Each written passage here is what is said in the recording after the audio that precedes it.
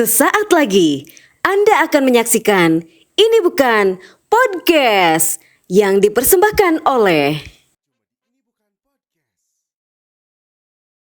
Hey yo, you, no you. Hey yo, kembali kita di Ini Bukan Podcast. Kali ini ada yang lebih spesial dari biasanya. Saya mengundang siapa? Kalian harus tahu. You got to know. Kita kedatangan Abah Ersa. Tepuk tangan buat Abah dan saya di sini. Siapa itu Abah Ersa? Kalian perlu tahu dan harus tahu. Abah Ersa / VOB. Kita bahas lagi. Ini, halo Bah. Halo. Abah sehat? Alhamdulillah. Santai aja Bah. Santai. Kopi aman? Kopi aman. Siap. Abah terima kasih di Ini Bukan Podcast Special Edition kali ini. Karena kita tidak patepang Jonghok sudah berapa tahun Bah? Berapa purnama ya? Berapa purnama? Kali itu di suatu tempat ketemuan, Abah ya. langsung pulang. Nah, mungkin saat ini kita bisa bertemu kembali di sini. Saya rindu sama mereka. Apa kabar mereka POB? Sejauh ini sehat dan tetap bergembira sepertinya. Masih ingat sama saya nggak? Mereka Masih belum bisa move on dari bakso aci katanya. masih itunya si Sarareha Si Sarareha, ya. si juara lada ya. Si juara lada. Tapi intinya mereka sehat. Masih sehat. dalam lingkup musiknya. Masih. VOB. Masih tetap namanya VOB Bang, nggak berubah. Masih tetap baca prot. Masih baca prot itu ada balanya yang disebut bala Ceprot, ceprot iya. tetap. Berarti udah berapa tahun ya? Kita hampir 5 tahun berjalan. Apanya? Si kegiatan bermusiknya? Ya, Pokoknya mereka kan terbentuknya 2014. 2014. Sekarang 2022 ya, akhir. Ya. Berarti sekitar 8 tahun. 8 tahunan. Terus progresnya semakin menanjak. Mudah-mudahan, amin. Tidak lepas kalau VOB tidak akan terlepas dari seorang Abah Ersa. Ini saya memangku pertanyaan-pertanyaan dari mereka-mereka yang di sana. Abah Ersa teh saha sih Fai? Oke, ini saya mewakili rekan-rekan yang lain. Saya Fai Bejet dengan Abah Ersa di sini. Kita kupas dulu beberapa komen-komen dalam tanda kutip komen-komen miring. Karena kemarin ada salah satu Abah pernah podcast dengan jadi edisi yang kemarin itu VOB itu kacang lupa kulitnya. Oh iya. Komen miringnya saya buka semua Abah. Oh begini.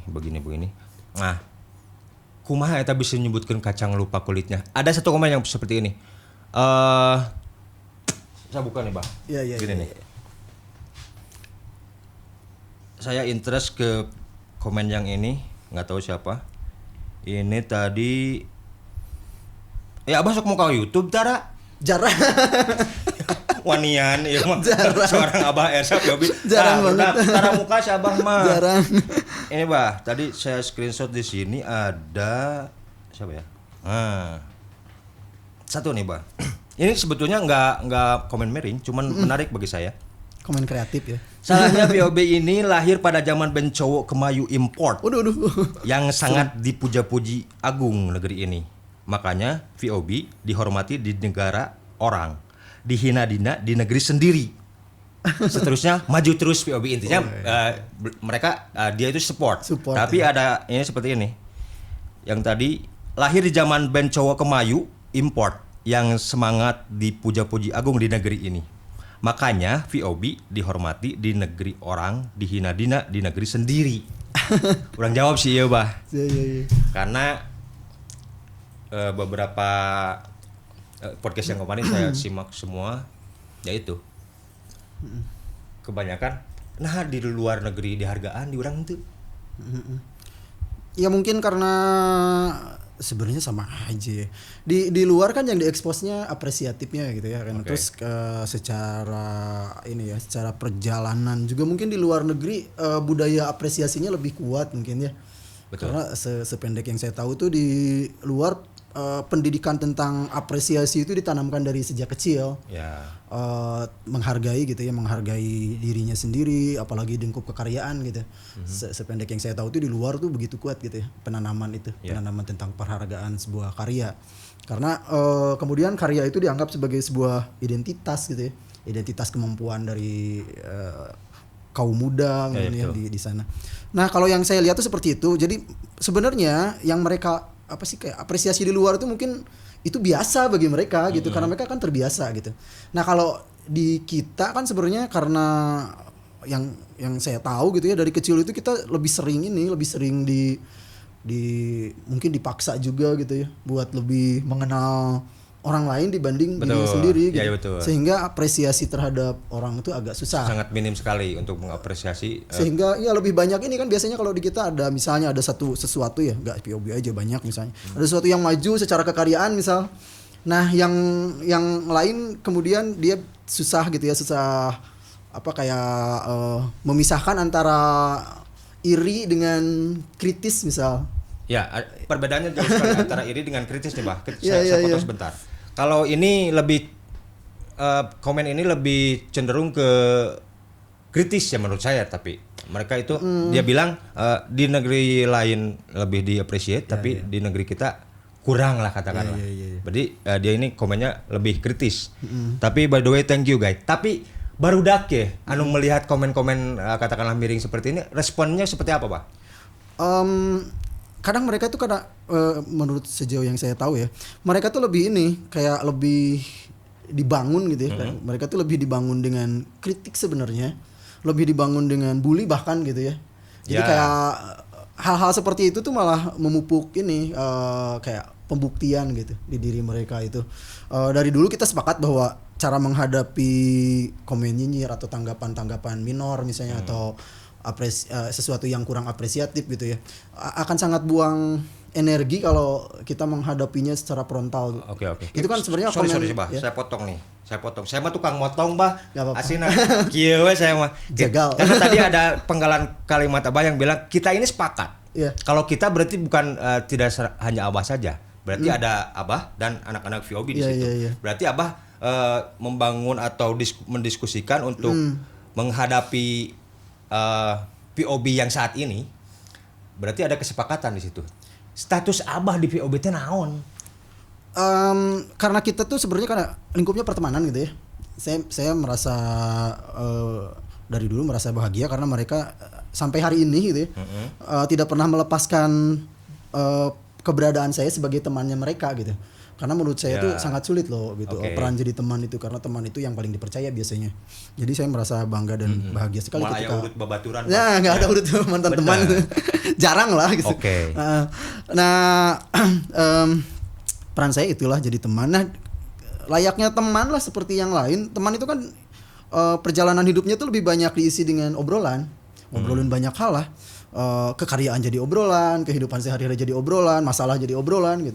Apapun jadi obrolan. Nah, dari obrolan-obrolan itu banyak hal-hal yang mengerucut gitu. Mengerucut gitu karena pada waktu itu ada hal-hal yang sangat sayang untuk dikorbankan gitu, kayak effortnya mereka, keberaniannya mereka gitu ya. Fokusnya mereka berkarya misalnya kan sayang banget dikorbankan gitu hanya karena mereka terprovokasi untuk menanggapi hal-hal yang sebenarnya tidak membantu banyak gitu ya. Nah waktu itu kemudian dari obrolan itu ada kesepakatan gitu. Ya udahlah ketika mendapat berbagai stigma yang jelek seperti itu, satu-satunya cara menghadapinya yang membuktikan gitu. Membuktikan bahwa kita ya mereka gitu, saya dianggap bagian dari mereka, bahwa kita baik-baik saja. Kan selama ini stigma itu sering mendera kita gitu ya, mendera kita. Tapi mereka tuh gak mau tahu kita baik-baik saja. Bahkan ketika kita misalnya baik-baik saja atau sukses lah dikatakan sukses, ya mereka tetap gak mau tahu. Celah nyinyir itu masih selalu ada gitu, bakalan selalu ada gitu. Tidak bakalan ramai kalau tidak ada nyinyir. Iya. Abah teh ngeunya statusnya teh Abah. Kamari Abah. Obrolan kita semakin berat nih, Bah.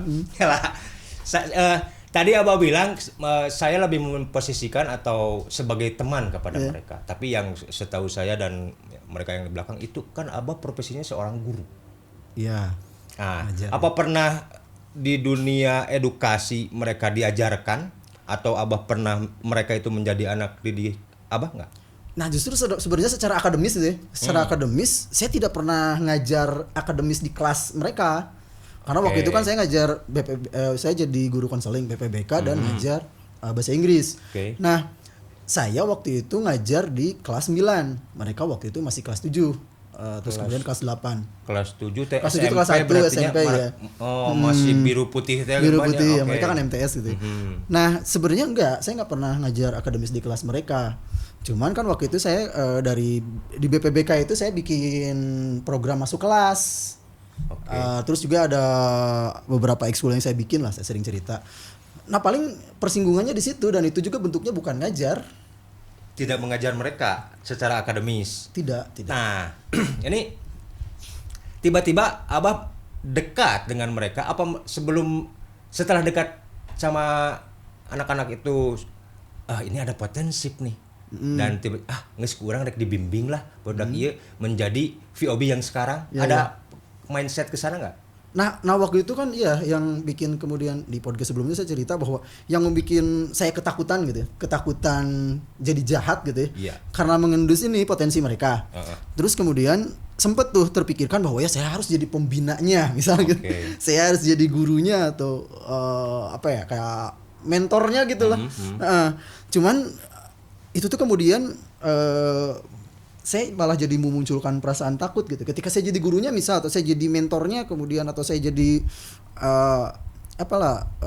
ya jadi gurunya atau jadi mentornya, saya takut gitu ya. Mereka itu malah kehilangan warnanya karena biasanya gitu ketika saya jadi guru atau saya jadi mentor misalnya, saya sulit sekali menghilangkan watak saya yang dimasukin ke mereka gitu. Ya pengajar kan gitu kebanyakan ya. Saya takut mereka kehilangan warnanya. Iyalah. Asik sekali, Bah. Masih ingat dulu kita pernah chat di situ, Bah.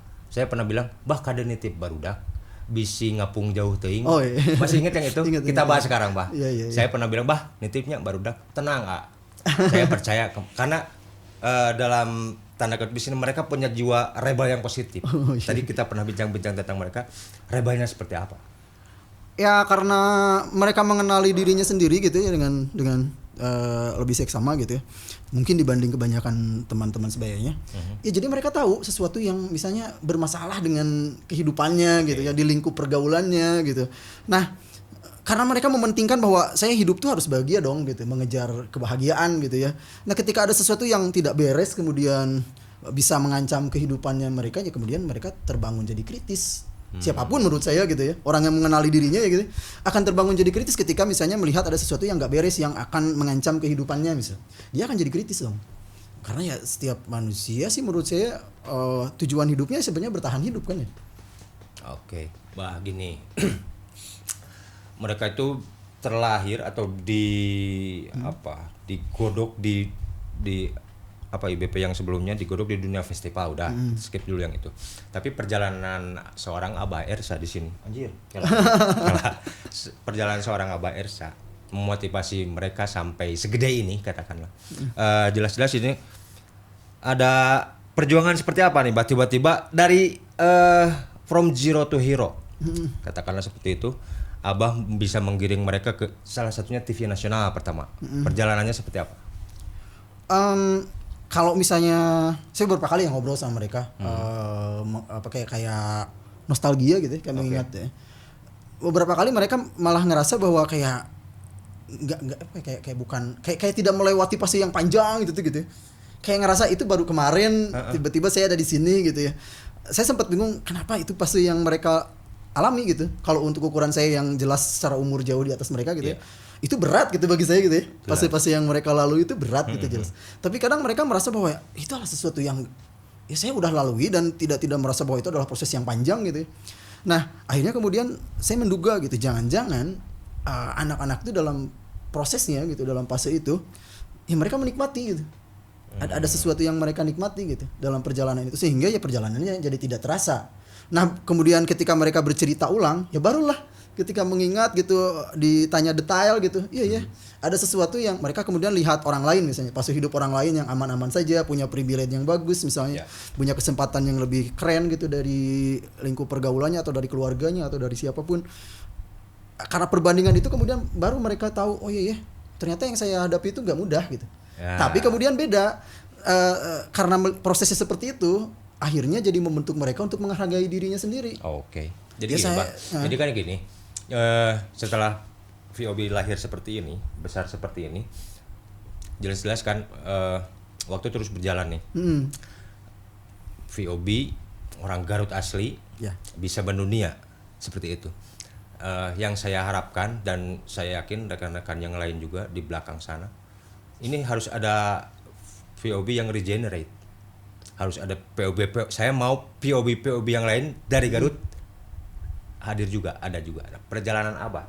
Satu aja, kumaha bisa sejarah bisa ke TV nasional sampai mendunia. Kalau karena ini ya, bingungnya tuh gini, mereka pernah ada di satu fase yang merasa kehilangan dirinya sendiri, jati dirinya gitu ya. Ya karena mereka merasa bahwa mereka tuh bukan siapa-siapa, bukan apa-apa, selalu merasa apapun yang mereka lakukan itu berkat siapa gitu, berkat orang-orang tertentu gitu, bahkan pernah merasa berkat saya gitu ya. Dan menurut saya itu adalah fase berbahaya gitu. Itu yang fase biasanya menjatuhkan orang dari jati dirinya gitu, dari warnanya, dari karakternya.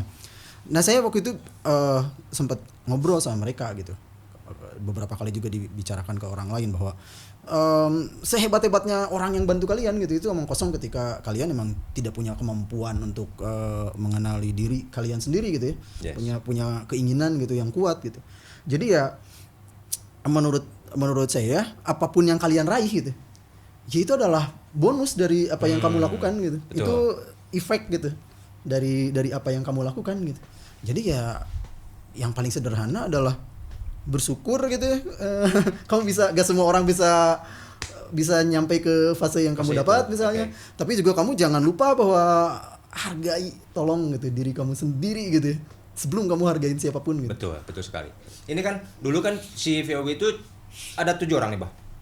15 bahkan. 15. Tak Abang Jadi mengelola 7 jadi- 15 orang tiba-tiba menjadi 3. Apa ada apa ya? Potongan-potongan ini VOB harus jadikan 3 nih. Jangan kebanyakan seperti ini 15. Nah kalau saya jadi mentor mungkin bakal seberat itu. Hmm. Cuman enaknya kan saya cuman jadi teman mereka, mendampingi gitu, menemani mereka di perjalanan itu. Jadi ya saya sedih lah waktu misalnya ada anak yang patah di tengah jalan misalnya, ada anak yang mundur, ada anak yang kemudian merasa tidak berguna hidupnya misalnya. Saya sedih, tapi kemudian itu kayak terobati, kayak oh iya itu perjalanannya mereka dan mereka baik-baik saja loh gitu. Misalnya ada beberapa anak yang di fase perjalanannya kemudian mundur dari 15 jadi 7, jadi 3, itu tidak ditentukan sama sekali gitu.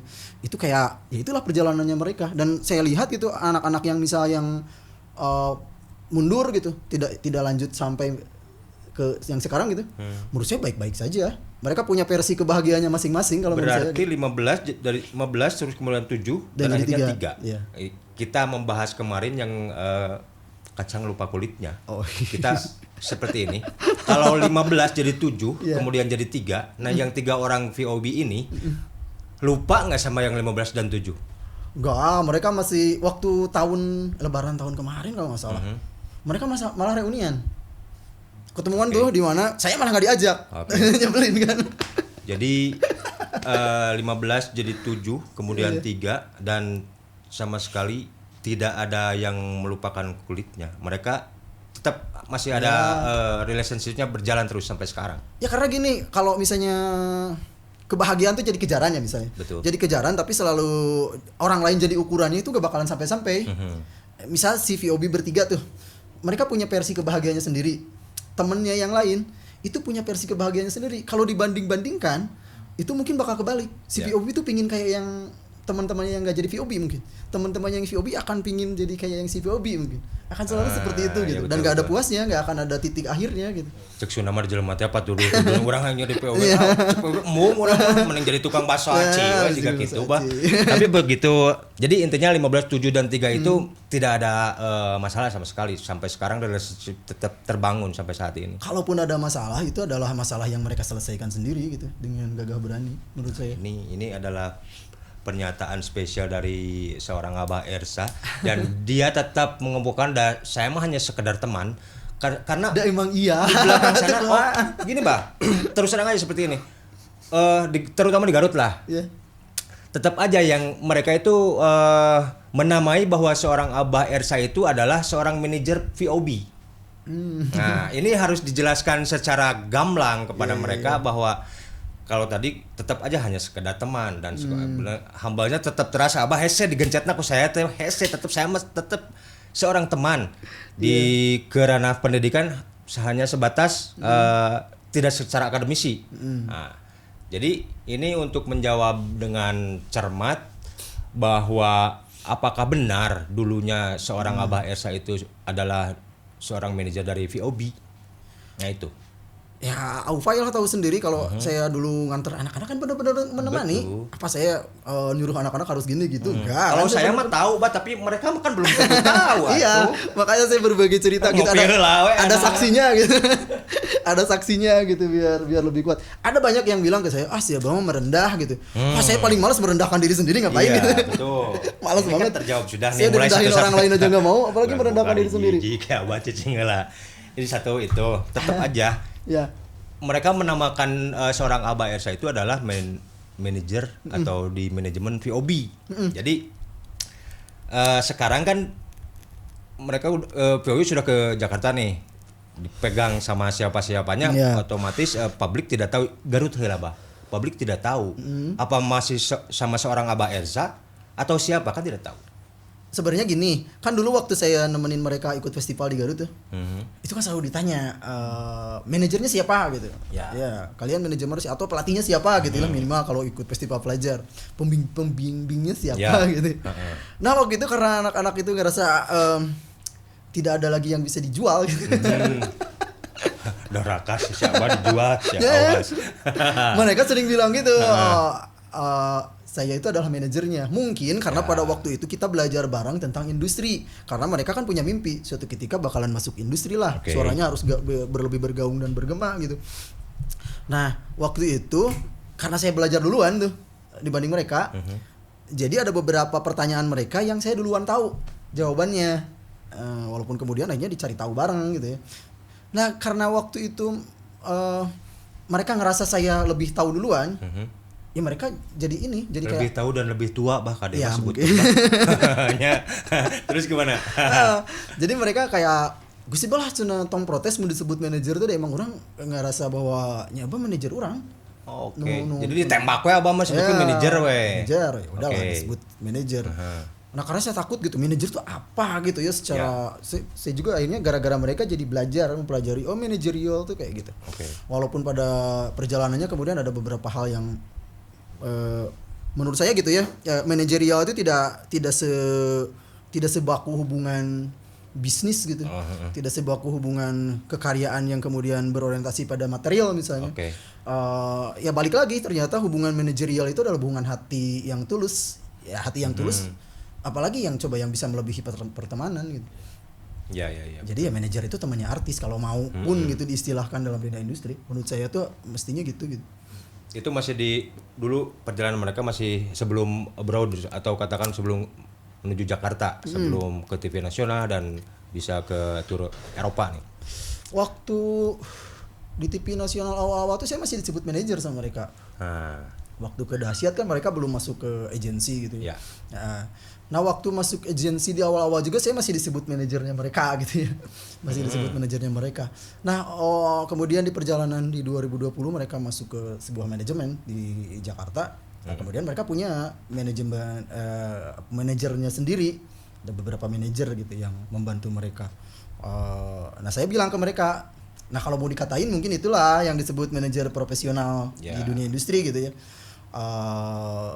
Mungkin ada beberapa perbedaan gitu.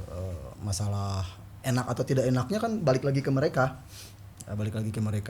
Cuman kalau untuk menjawab apakah benar dulu saya itu manajernya mereka, ya itulah kurang lebih gitu. Oke, jadi ini sudah mulai terjawab tuntas semuanya.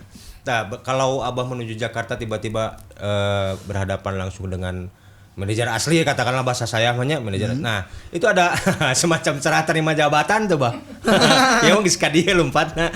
Jeung saya mah teu naon, bebas. Kayak ini serah terima ketua pramuka gitu ya. Seperti itulah. Aya berenang. Enggak sih kayaknya. Secara namanya apa ya, rundown atau urusan manajerial ada. Saya Abah Ersa dulu sebagai manajer POB menyerahkan kepada Anda ini ya baru data urus ada seperti itu. Mungkin saya manajer mereka bukan manajer dalam tanda kutip yang apa sih industrial gitu ya. Ada kontraknya misalnya saya sebagai manajer VOB. Ya paling pada waktu mereka ada di bawah naungan manajemen itu ada ini mungkin ada bukan kayak alih bukan alih kelola ya, alih damping lah gitu, alih pendampingan gitu ya. Saya kayak mempercayakan mereka gitu. Ya itu ada maksudnya MOU secara tertulis ada bahwa saya mempercayakan mereka untuk mendevelop POB gitu. Oke. Dalam kurun waktu tertentu. Nah, perjalanan seorang Abah Ersa tiba-tiba membawa VOB ke manajemen industri katakanlah di sini. Nah, linknya ke belah mana eta bisa kadinya, Bah? Nah, itu yang saya bingung, ada beberapa teman juga yang nanya link gitu ya. Nah, ayeuna saya mah linglung, Bah. Kita biar bicara tentang masalah link. Jelas, sorry, Bah. Ya. Karena tidak akan ada relationship atau link ke suatu tempat yang tepat katakanlah di sini kalau tidak ada seorang seperti Anda. Tapi yang sebenarnya ya terjadi adalah ya si dulu agensi gitu ya. Di agensi tersebut kemudian berkenalan dengan anak-anak ya kayak di panggung gitu. Bukan misalnya melalui saya kemudian kenal dengan anak-anak, enggak. Oh ya. Saya pernah ngobrol dengan beberapa orang. Pertama saya insecure, kedua saya asosial. Dari kecil ya, asosial. Dulu waktu mau akrab sama Aufa aja kan susah ya. Saya lebih banyak diam sendirian di pojokan gitu. Iya. Lebih introvert kalau seorang Abah Ersa hese diajak. Kecuali diajak ngopi. Jadi ya kalau misalnya dibilang itu link saya juga enggak gitu. Mereka berkenalan sendiri karena mereka kan yang ada di frontnya gitu. Di jadi panggung. Intinya mereka tuh diambil seseorang misalkan karena mereka sudah dibidik duluan perform atau on stage, tiba-tiba ada yang membidik, ini talent nih, ini peluru banget nih untuk di dunia industri. Seperti itu mungkin. Ya mungkin kayak misalnya awal pertama perkenalan si VOB dengan agensi MIT Asia dulu namanya.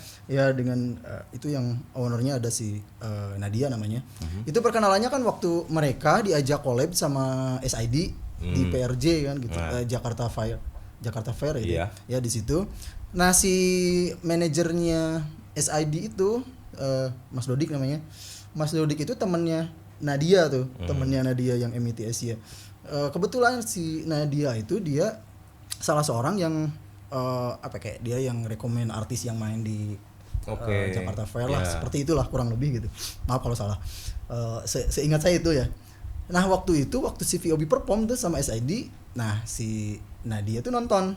Ya. Ada di situ. Kebetulan bareng saya nontonnya di pinggir saya. Terus dia kayak lihat gitu ya. Lihat gitu. Terus abis itu saya kenalan sama dia, ngobrol. Terus karena mimpi mereka udah mimpi industri, waktu itu saya bilang bahwa ya si Nadia itu paham soal industri gitu dari obrolan itu. Ya kemudian saya ceritakan lah sama si Nadia itu tentang mimpi mereka masuk industri. Habis itu kan berlanjut obrolan Nadia sama anak-anak sampai si Nadia datang ke kampungnya mereka, ngobrol sama orang tuanya gitu. Ke kampung mereka maksudnya si Nadia ke Garut? Iya, ke Singjaya. Ke Banjarwangi gitu, Banjarwangi. Ke rumahnya mereka. Lanjut, Bah. Ini menarik nih, Bah. Terus setelah datang ke Garut kemudian tiba-tiba Nadia ke Garut nih. Ini anak VW dari sini. Yuk ikut ke Jakarta. Seperti itu enggak? Ada kayak anak-anak itu bukan tipe anak-anak yang mudah percaya sama orang ya. Karena perjalanannya kan membentuk mereka menjadi bukan tipe anak-anak yang kayak gampang percaya. Mereka kan melewati fase mempercayai dirinya sendiri aja lama gitu ya, apalagi mempercayai orang. Nah itu ada fase lumayan lama tuh untuk kemudian akhirnya beranilah kemudian masuk industri gitu melalui itu. Enggak tiba-tiba. Nah, ini masuk ke ranah industri musik. Sekarang kan seorang Abah Esa sudah terlepas katakanlah dari VOB karena VOB sudah dipegang oleh salah satu di bidang industri musik. Ada rasa canggung di mereka begitu. Wah, ini dunia industri musik yang sebenarnya di sini. Apapun gitu ya, kalau menurut saya di fase awal masuk itu pasti melahirkan kecanggungan, kecanggungan, kebingungan, keresahan, ketidakpercayaan gitu. Tapi itulah balik lagi karena konsepnya pertemanan, saya itu selalu percaya, sepercaya saya sama diri sendiri gitu. Saya percaya mereka tuh belajar dari banyak hal yang mereka alami gitu. Jauh lebih belajar ketika mereka mengalaminya sendiri dibanding dari cerita-cerita. Saya kan tukang cerita ya kalau ngobrol gitu, bercerita dari sedikit yang saya tahu gitu dibanding dari cerita-cerita saya. Mungkin paling kalau ada kecocokan dari cerita yang saya ceritakan dengan apa yang mereka alami, mereka menambahkan, bah ternyata yang saya alami itu lebihnya gini, atau misalnya kontradiktif malah ternyata bah nggak seperti yang Abah ceritain misalnya. Nah itu jadi ilmu baru kan buat saya gitu. Untuk seorang Abah Ersa begitu VOB jump ke dunia sana, ada semacam apa ya, pernyataan atau nasihat-nasihat, ya berudak, ada orang-orang Sundanya bah baiknya campurnya orang-orang Sunda ya berudak kade ya, kalian meraneh rek asup ke dunia baru. Iya. Ada pernyataan dan apa ya, bentakan-bentakan seperti itu nggak? Kalau nasihat sih kayaknya enggak, karena saya aja kan nggak suka dinasehatin gitu. Terus kayak nasihat itu kayak di lingkup sekolah saya menemukan bahwa nasihat itu nggak terlalu cocok gitu dengan seangkatannya mereka gitu. Apalagi yang di bawahnya mereka sekarang. Lebih ke enaknya tuh gini, kalau teman itu bisa bebas menghardik gitu ya. Kalau menurut saya ngaco ya mana gitu, ngecapruk sama gitu. Saya lebih tanpa ada beban apapun. Nasihat itu kan punya beban tersendiri gitu ya. Kalau saya nasehatin berarti saya harus lebih bermoral misalnya, atau lebih baik dari orang yang saya nasehatin kan gitu ya.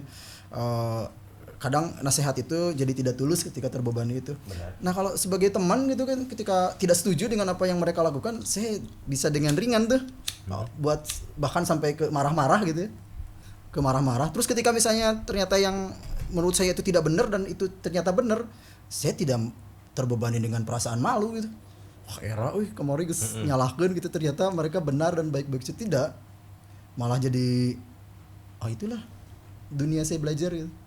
Jadi Abah tidak menyebut ini sebagai satu nasihat ke mereka, budak kadek mana ada ke dunia ini enggak. Karena mereka udah automatically kalau dia karena sudah ada masukan dulu dari seorang Abah Esa, otomatis mereka berjalan seperti dengan sendirinya. Saya sebisa mungkin ini ya saling menghindari gitu, saya sama mereka saling menghindari sesuatu yang bersifat doktrinal. Ngeri sih menurut saya tuh, apapun bahkan merdeka aja yang selama ini digaungkan banyak orang gitu ya, kemerdekaan gitu, kebebasan gitu, ketika itu menjadi sesuatu yang doktrinal gitu kan jadi omong kosong gitu, kemerdekaannya gitu. Bah gini ya, tiba-tiba terlintas sama saya begini nih, ada satu pertanyaan seperti ini.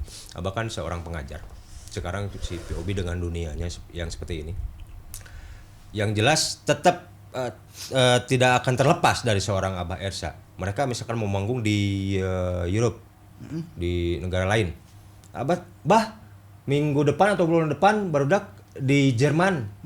Anda terganggu dengan privasi Anda sebagai pengajar nggak? Tidaklah. Tidak, saya malah berterima kasih karena banyak hal yang tidak saya ketahui, saya bisa dapat pengetahuan secara gratis. Dapat pengetahuan secara gratis dong. Okay. Mereka bercerita tentang Prancis nih, misal di Rennes gitu, yang katanya ini adalah negara yang sangat mengagungkan tentang kebebasan gitu ya. Ternyata ada aja ada yang menciderai kebebasannya, misalnya kayak orang ternyata tidak sebebas itu melihat kemunculan orang lain misalnya hanya karena lihat pakaiannya misalnya gitu. Rasisme bisa tetap ada gitu ya, tapi akhirnya yang saya suka gitu dari mereka tuh tidak melupakan obrolan-obrolan lama. Saya kan dulu pernah bilang bahwa di negara manapun, dimanapun itu iblis itu selalu ada gitu. Yang iblis tetaplah iblis menurut saya gitu ya. Mau di negara sebebas apapun, semerdeka apapun, sekuat apapun tentang konsepsi kemanusiaan gitu, iblisnya tetap ada, binatang buasnya tetap ada gitu. Nah mereka kemudian tidak menyalahkan saya, kata Abah Prancis itu sedemikian hebatnya gitu Iya. kayak dongeng gitu. Oh ternyata nggak plek seperti itu. Nggak, mereka ingat obrolan lama gitu. Iya, Bay. Di Prancis pun iblisnya tetap ada gitu. Intinya sebagai profesi Anda tidak merasa terganggu misalkan, bah atau minggu depan teh jadwal saya nih anak-anak ke Jerman kemana tetap tidak merasa terganggu, justru malah lebih asik karena dapat pelajaran baru dari situ. Oke. Saya jarang merasa terganggu dengan banyak hal gitu ya. Ya karena saya tidak merasa menghususkan diri dalam hal-hal tertentu gitu. Jadi kayak santai aja. Kita bilang saya sebagai katakanlah orang tua. Orang tua dari anak-anak saya atau dari mereka dan sebagainya. Sekarang kita berbicara ke parents tentang mereka. Apa setelah keberangkatan mereka yang boom seperti ini sampai sekarang ini, bagaimana kabar orang-orang tua mereka menjadi anaknya sekarang anak orang mendunia Iya. Bagaimana pendapat Abah tentang mereka? Orang tuanya. Hal yang paling karena saya juga orang tua gitu ya, punya anak. Menurut saya ada beberapa kesamaan gitu ya, yang saya juga baru tahu ketika punya anak gitu. Orang tua itu kan akan selalu ini ya, ikatan kuat antara orang tua dengan anak itu adalah kebanggaan gitu. Iya. Mau kayak gimana pun anaknya gitu ya. Orang tua tuh selalu punya ikatan kebanggaan antara orang tua dan anak gitu. Anaknya tuh selalu punya celah istimewa lah buat orang tuanya gitu. Nah, pencapaian apa yang anaknya lakukan sampai ke titik ini melawan dulu orang tuanya gitu ya. Orang tuanya tahu gimana anaknya melawan mereka gitu ya. Tapi melawannya kemudian dengan pembuktian. Dan mereka beberapa kali ngobrol dengan orang tuanya, mereka bangga karena itu. Karena anaknya begitu melawan mereka, kemudian tidak menjadi durhaka gitu. Asik. Tidak kayak menyalahkan orang tuanya, tidak. Kenapa? Potong deui. Ada sesi perlawanan dari mereka Iya, kencang banget. ke orang tuanya. Di fase mereka mau ini katakan seperti saya, orang rek maju atau mundur. Iya. Jadi mereka ada sesi perlawanan ke orang tua. Berarti dari situ mereka di orang tuanya ada semacam perlawanan juga dari mana terjadi naon pan dihijab tapi mana yang pewel. Nah, orang mau berbicara orang Sunda, orang Garut lah. Pituin asli orang Garut. Rebellion apa dari orang tuanya ke barudak eta? Oh iya, rebel orang tua ke anak. Iya, orang tua tuh ini ya, sifatnya adalah itu ya, mutlak gitu, kekeh gitu ya. Biasanya gitu. Kan mereka mengadopsi kebenaran dari leluhurnya. Dan orang tua kita gitu ya, orang tua mereka gitu ya. Itu punya kemanutan yang lebih lah dibanding kita atau si VOB gitu ya, terhadap doktrin-doktrin orang tuanya gitu ya. Jadi mereka meneruskan itu. Nah, si anak-anaknya pas begitu dapat itu pelarangan misal gitu, pembatasan misal gitu ya, tentu saja sedih dan marah gitu pertamanya gitu. Nah, waktu itu saya sempat ngobrol sama mereka gitu ya. Kalau misalnya dilihat dari benar dan salah gitu, apa salahnya sih orang tua ketika melarang anak gitu? Apa salahnya ketika orang tua membatasi anak? Kan itu wujud ketakutannya mereka, iya, gitu. Jelas. Ketakutan sama dengan cinta gitu. Betul. Perhatiannya mereka gitu. Nah, kalau kalian baik-baik saja, ya orang tua kan pasti kemudian jadi percaya gitu. Percaya itu kan dibangun karena baik-baik saja gitu. Tidak seperti yang mereka takutkan. Jadi daripada kalian berantem misalnya sama orang tua, kenapa tidak kalian manfaatkan energi perlawanannya buat nunjukin ke mereka bahwa kalian baik-baik saja gitu. Bahkan dibanding dengan contoh-contoh yang biasanya kan orang tua kalau menakuti anak tuh menghadirkan contoh-contoh ya. Tuh lihat si A gitu, bermusik tuh jadi gini, jadi gitu gitu. Jadi amoral misalnya gitu. Itu konteks berontak dari orang tua ke anaknya. Nah, sekarang saya balikin. Konteks berontak dari orang tua ke seorang Abah Ersa. Siapa teh nama budak-budak teh dibawa ke pasti ada yang seperti itu nggak Pak? Ada. Seperti apa kalimat-kalimat dari orang tua mereka? Dulu sempat ada keluarganya lah saya sebutnya, nyebut orang tua. Ada beberapa keluarganya yang kemudian kayak mungkin melarang dalam tanda kutip ya, anaknya tidak bergaul dengan saya misal gitu ya. Dan bagi saya itu sah gitu. Saya pun ketika punya anak misalnya, jelas, betul. Bergaul sama seseorang yang anak saya percaya, kemudian saya tidak percaya atau belum percaya gitu ya. Mungkin saya juga akan sama gitu. Minimal kayak ngasih warning lah ke mereka gitu. Nah, saya malah salut dengan orang tua yang seperti itu. Artinya mereka memperhatikan anaknya dong. Saya malah kadang khawatir dengan orang tua yang anaknya mau ngapa-ngapain terserah aja gitu. Ya, berarti kan dia percaya tapi dia menghilangkan sisi perhatiannya gitu, tidak memperhatikan gitu apa yang mau dihadapin anaknya itu. Karena yang paling sulit itu adalah orang tua kemudian atas nama perhatian itu kemudiannya mau nyebur gitu ke dunia yang sedang digeluti anaknya. Nah, begitu mereka tidak percaya dengan saya misalnya, ya bagi saya ya malah saya kehilangan beban pertanggungjawaban gitu ya. Yang notabene di mindset orang tua mereka ini masih abu-abu. Budak nanti yakin tuh, iya tuh di bawah seorang Abah Ersa yakin tuh bakal jadi kieu. Yeah. Nah, sekarang kita forward. Dan ternyata Blair VOB mendunia. Sudah ke mancanegara. Oke. Ada sesi diskusi lagi dengan orang tua. Abah, hampurannya baru teh di bawah sugan mau aja di kieu. Ya, pasti sih kayak gitu orang Sunda, Bah. Kumaha, Bah? Lebih kayak berterima kasih sih. Wah, saya juga bingung tuh ketika saya orang tua aja berterima kasih gitu. Terus kayak minta maaf gitu. Saya juga sama lah minta maaf karena saya kan punya keterbatasan menjelaskan tuh. Kieu minal aidin wal faizin namanya. Iyalah, lebaran ketemu atau salaman. Ya ini kayak saya juga meminta maaf karena dulu tuh saya nggak bisa menjelaskan seperti orang lain gitu. Orang lain tuh saya kadang iri gitu ya dengan teman-teman guru yang lain, kayak mudah dipercaya sama orang tua gitu. Ya karena mereka punya kemampuan menjelaskan yang tidak dimiliki oleh saya. Saya tidak pandai berjam-jam gitu ngejelasin nih anak ibu tuh nanti bakalan gini-gini, atau saya menjanjikan misal gitu. Saya aja tidak punya janji apa-apa dengan hidup saya sendiri gitu ya, apalagi menjanjikan buat anak orang lain. Gitu. Berarti orang tua mereka, aduh, nuhun dan berterima kasih lah jelas. Nah, sekarang saya giring ke profesi Anda. Ya. Jelas-jelas Anda seorang pengajar, tiba-tiba mengurus dalam tanda kutip ini seorang anak-anak VOB yang sampai sekarang menjadi dar seperti ini. Dari yang seprofesi di lingkungan Anda sebagai pengajar. Ayo si Abah naonan kadang ngurus nu kieu. Pasti itu yakin ada yang seperti itu. Paling waktu saya bikin lagu School Revolution itu kayak kayak ada kesepakatan tak tertulis gitu ya, atau tak terucap gitu bahwa sesama guru tuh tahu beratnya menjadi guru gitu ya, ngurusin anak orang berjam-jam banyak pula gitu ya. Nah, waktu saya bikin School Revolution itu kayak ini ya, itu kayak mereka menanggapinya kayak saya namparin dunia pendidikan nih gitu ya. Itu tidak asing di telinga saya. School Revolution. Punten, School Revolution itu yang bikin lirik siapa? Saya kebetulan. Abah Ersa. Ada satu bait itu ada Marsa tuh, yang bait terakhirnya. Karena itu udah nempel di saya mendengar itu beberapa tahun ke belakang, Pak. Iya. Wios ka dieu nya ngobrolnya dan naon itu aya nu di ditu yeuh. School Revolution. Berarti ada revolusi sekolah di sini pernyataan yang ke arah situ. Kenapa Abah tiba-tiba title itu adalah School Revolution?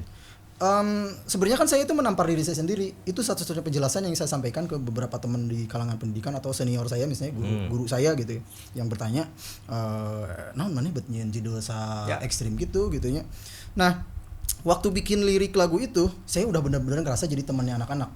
Coba perhatikan, saya tahu nih Aufa itu cukup expert ya dalam bahasa Inggris gitu. Amin. Secara tata bahasa itu mendobrak banget kan. School Revolution itu nggak tata bahasa banget gitu. Ya. Nggak struktur banget gitu.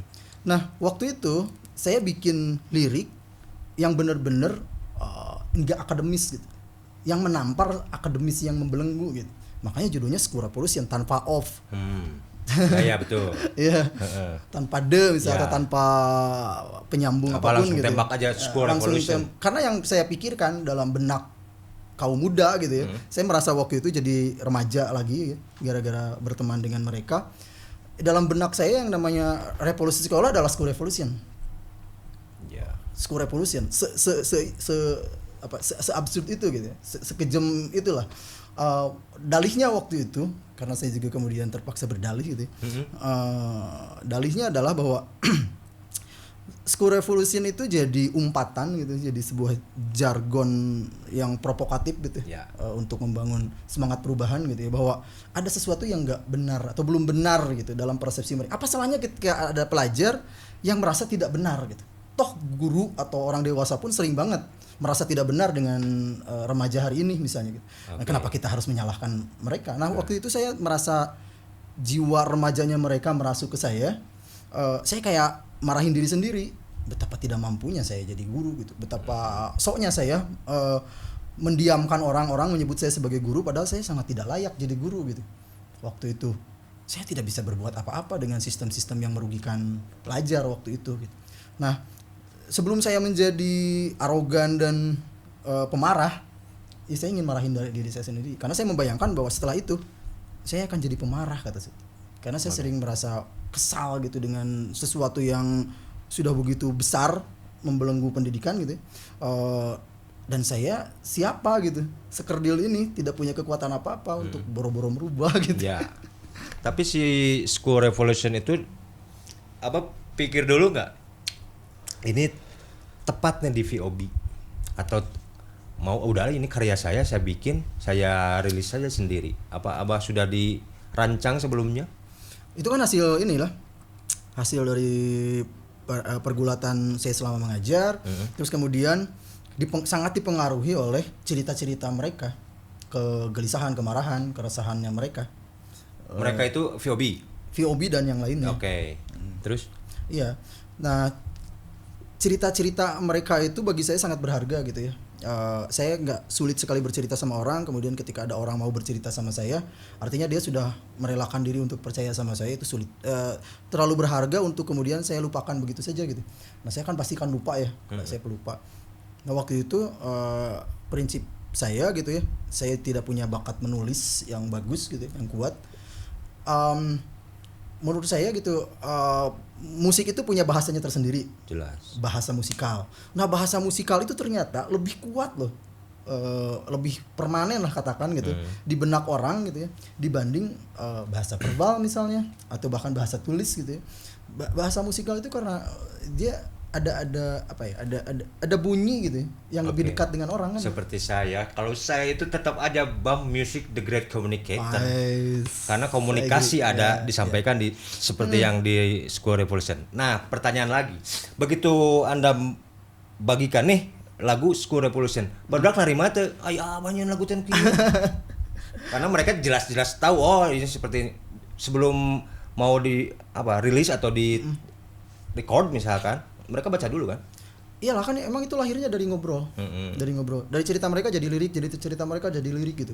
Beberapa cerita mereka jadi lirik gitu, dan setelah jadi lirik kemudian karena saya juga pendengar musik gitu ya, penikmat musik gitu. Saya tahu bangunan sebuah kekaryaan lagu gitu misalnya. Dari dulu juga saya suka iseng bikin lagu gitu karena saya tidak pandai menyanyikan lagu orang lain gitu. Jadi ya bikin lagu sendiri. Nah, ketika misalnya lirik itu setelah melalui obrolan gitu, saya buat beberapa patternnya jadi komposisi. Ketika dikasih ke mereka punya kewenangan untuk mengacak-acaknya. Nah, secara musikal kemudian kemampuan mereka jauh di atas saya. Mereka mengarrange sendiri. Jadi lo aja ke mereka sok boleh lah, yang penting ini udah dikasih rute seperti ini.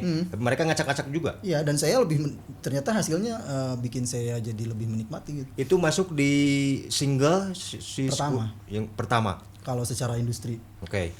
Nah, sekarang kita bicara ke karya mereka. Sampai sekarang ini, Abang masih terlibat untuk menyodorkan sebuah karya sendiri ke mereka itu?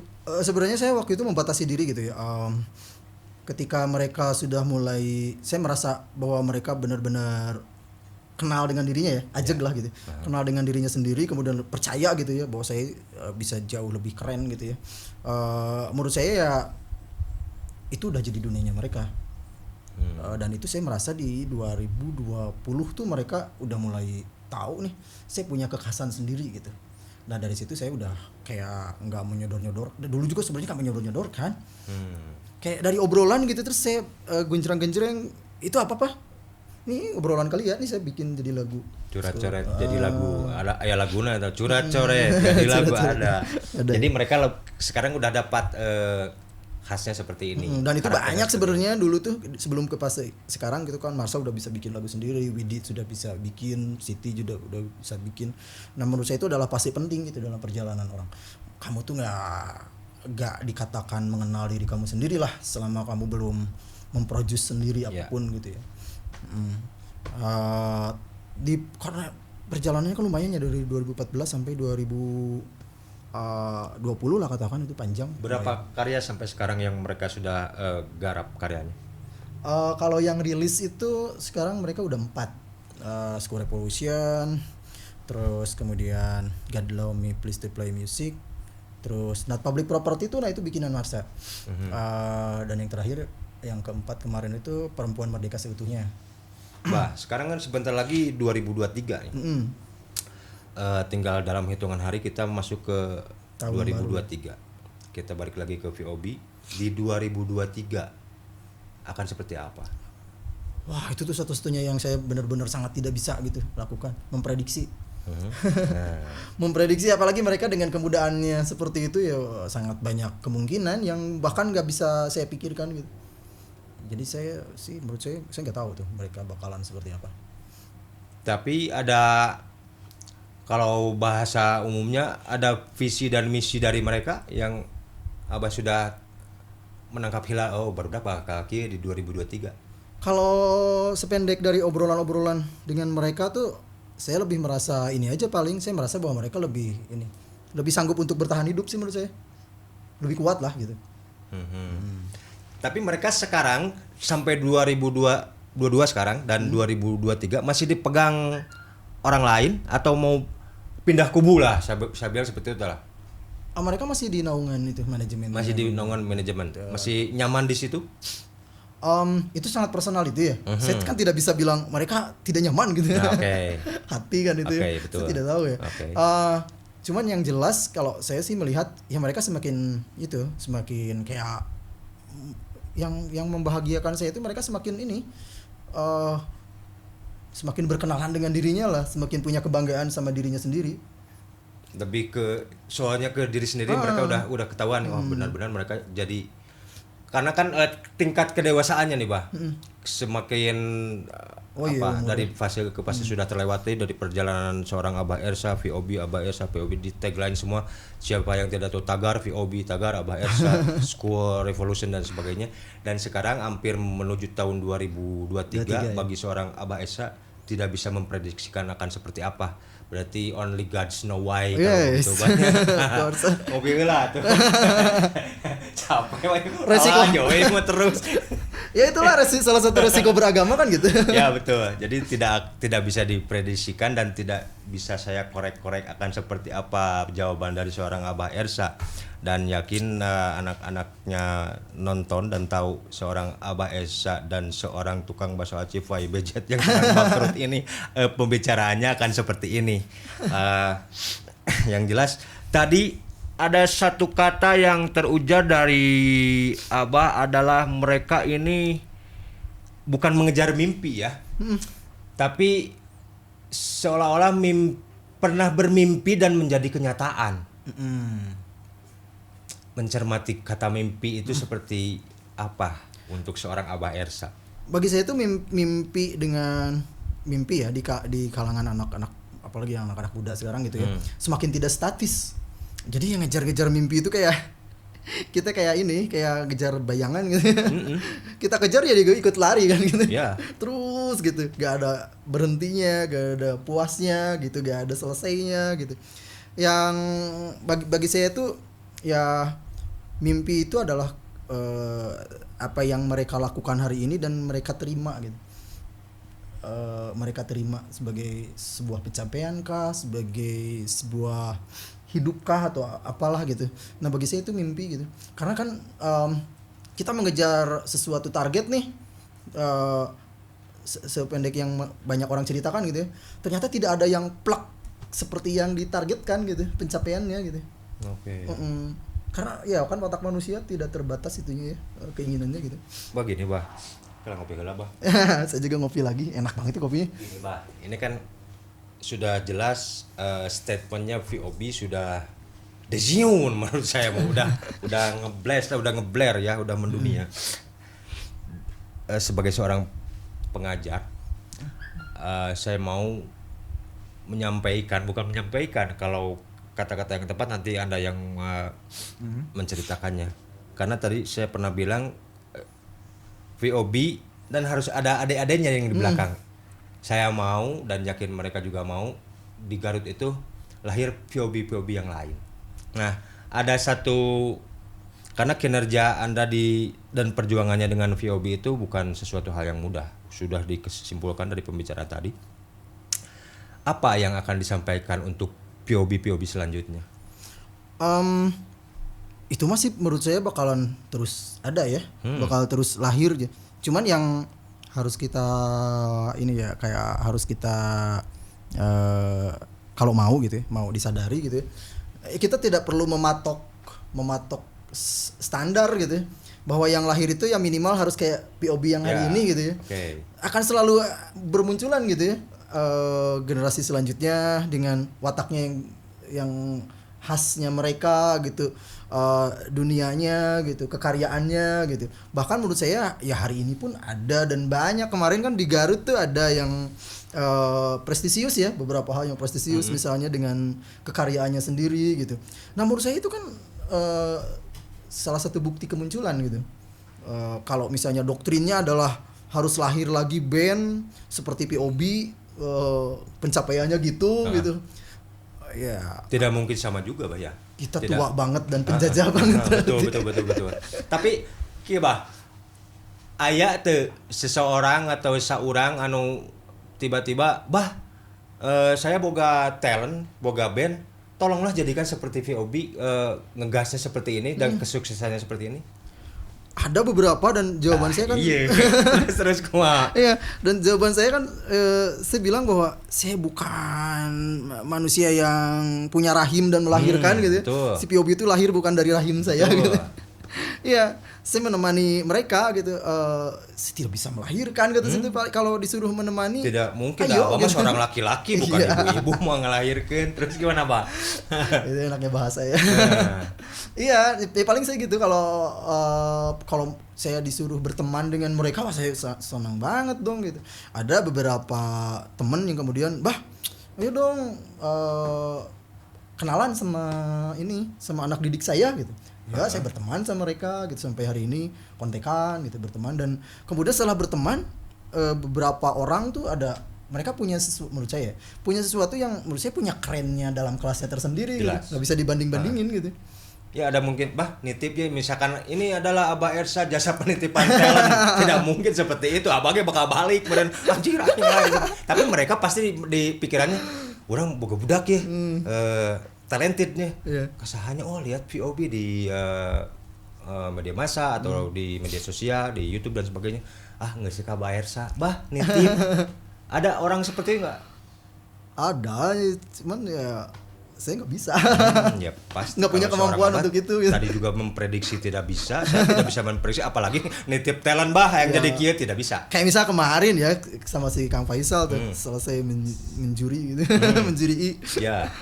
Iya, selesai acara kan tiba-tiba ada anak kecil gitu SD naik ke panggung, dia tidak diantar orang tuanya, tidak diantar gurunya atau siapa, dia hanya berteman, ada satu temennya kalau nggak salah gitu ya Kang ya. Temennya tiba-tiba naik panggung itu nyanyinya keren banget kan gitu ya. Menurut saya kan dia punya kelasnya tersendiri gitu.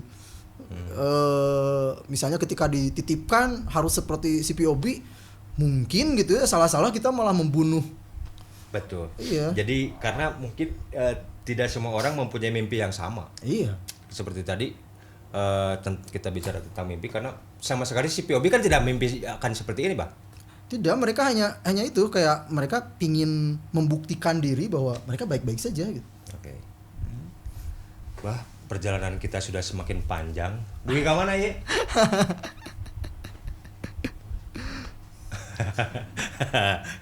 Oke, Bah. Ngopi dulu, Bah. Santai. Perjalanan kita sudah semakin panjang. Dapat satu conclusion yang sangat mulai menuju perfect di sini, dan pernyataan kita menjawab semua di yang tadi tentang kacang lupa kulitnya terjawab sudah, dan semua orang tahu siapa itu Abah Ersa yang tidak akan bisa memprediksikan di 2023 VOB seperti apa. Dan dia tidak menjadi seorang jasa penitipan talent karena dia seorang guru. Jadi semakin banyak yang didapat di ini bukan podcast, kita terjawab sudah semuanya, kita lihat react-nya seperti apa. Dan salam sama anak-anak VOB di ini bukan podcast. Disampaikan. Thank you for coming, you make me feel amazing. Thank you, Pak. Ngomongin karya di Ini Bukan Podcast. Ngomongin karya cuma di Ini Bukan Podcast.